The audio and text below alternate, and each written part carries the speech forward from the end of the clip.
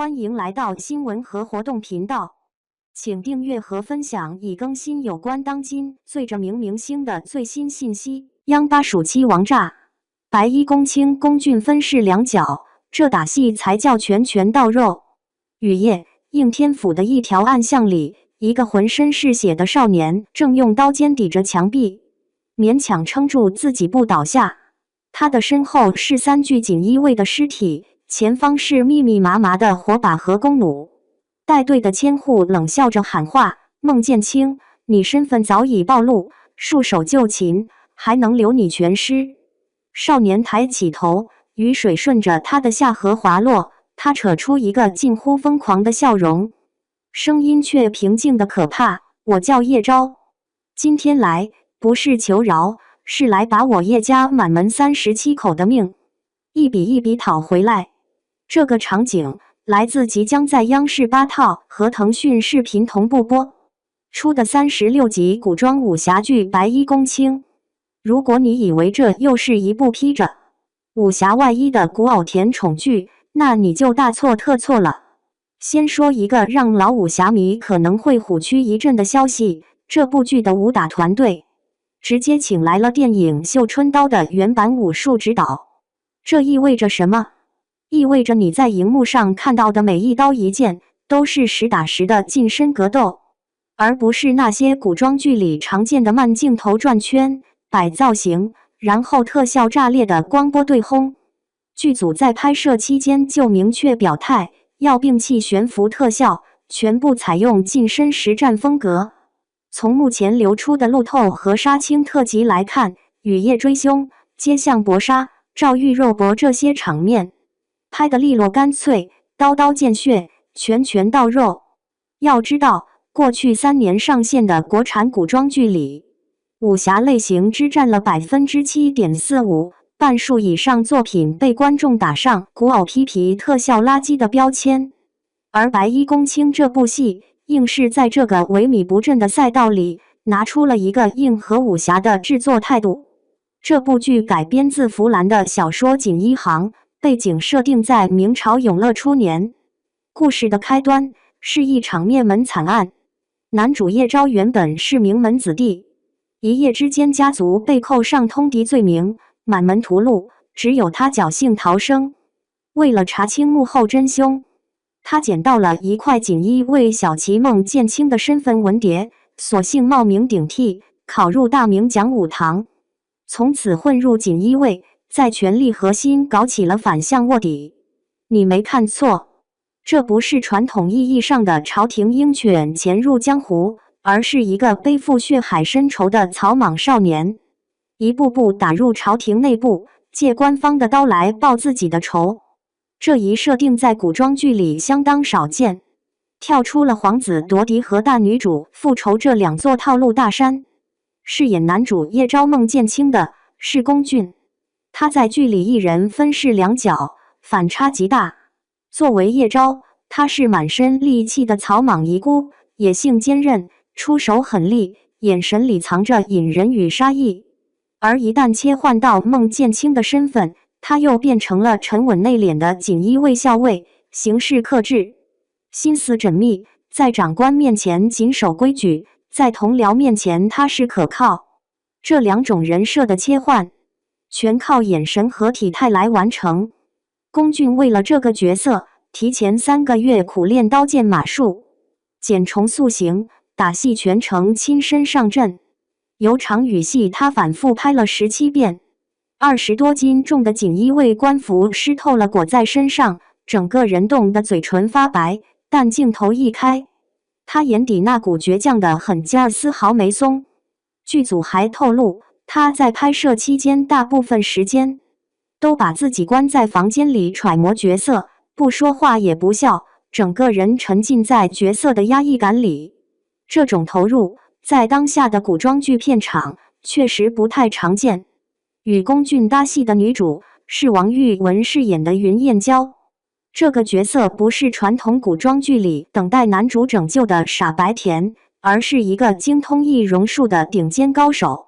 她同樣背負身世冤屈，游走於多方勢力之間搜集情報，前期對男主處處防備。兩人劍拔弩張，後期發現共同的敵人後，才逐漸成為並肩作戰的雙強搭檔。兩人的感情線沒有工業糖精，也沒有戀愛腦拖雷主線，而是走勢均力敵的知己路線，彼此理解對方的隱忍與痛苦，危難時刻互相托底。有評價說他是古裝版史密斯夫婦，這種設定在權謀劇中反而顯得克制又高級。朝堂線上，聶遠飾演的錦衣衛指揮使沈光禮是絕對的看點，這個角色城府極深，深諳朝堂權術，一眼就看穿了男主暗藏的秘密，但他沒有直接拆穿，而是採取了一種亦師亦敵的態度，一邊賞識重用孟建清的辦案能力，一邊不斷試探制衡對方。兩人每一次對話都是一場不動聲色的心理拉鋸戰。聶遠在古裝權謀戲裡的氣場是公認的穩，從《延禧攻略》的乾隆到這部劇的沈光禮，他對冷峻權力角色的拿捏已經到了信手拈來的程度。再加上於承恩飾演的正直摯友郭英，吳俊廷飾演的重情市井能人公孫毅，以及高曙光、海一天、周潔瓊等實力派演員的加盟，這部劇的群像可以說是層次分明，各有記憶點。從制作層面來看，白衣公卿的投入也是 S+ 級水準，全劇總投入估算在 3.2 億到6億元區間。服化道嚴格還原明朝永樂年間的錦衣衛規制和市井風貌，劇組專門聘請了歷史顧問吉恩旭。飛魚服的形制參照大明會典，單套定制成本遠高於常規量產戲服。兵器方面，邀請非遺傳承人手工鍛造繡春刀，禮儀指導也是請了專業老師全程跟組。場景從大明講武堂的肅穆，錦衣衛趙玉的陰森，到江南水鄉的溫婉，海上孤島的險峻，全部採用實景拍攝。整部劇的色調偏冷沉厚重，低飽和度畫面貼合權謀劇的壓抑氛圍，同時兼顧了大屏觀感和年輕觀眾的追劇喜好。劇情方面，白衣公卿採用了朝堂線和江湖線雙線並行的敘事結構。朝堂線上，孟建清身處錦衣衛漩渦中心，憑借縝密心思接連破解多起離奇命案，獲得上層器重，同時小心翼翼掩藏真實身世，時刻面臨身份暴露的生死危機。江湖線上，雲燕嬌執掌海島勢力，與孟建清聯手對抗壟斷海上貿易的黑惡勢力，兩條線索不斷交匯，最終牽扯出權臣勾結倭寇、走私禍國的驚天陰謀。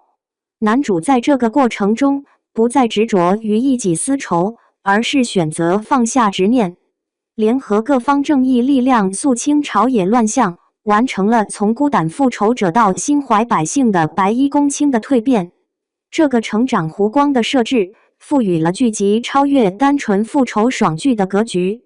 這部劇早在2023年就參加了北京電視劇盛典，2024年相繼亮相香港國際影視展和上海電視節。2025年9月19日正式開機，同年12月22日獲得騰訊視頻星光大賞最受期待劇集獎項。12月30日官宣殺青。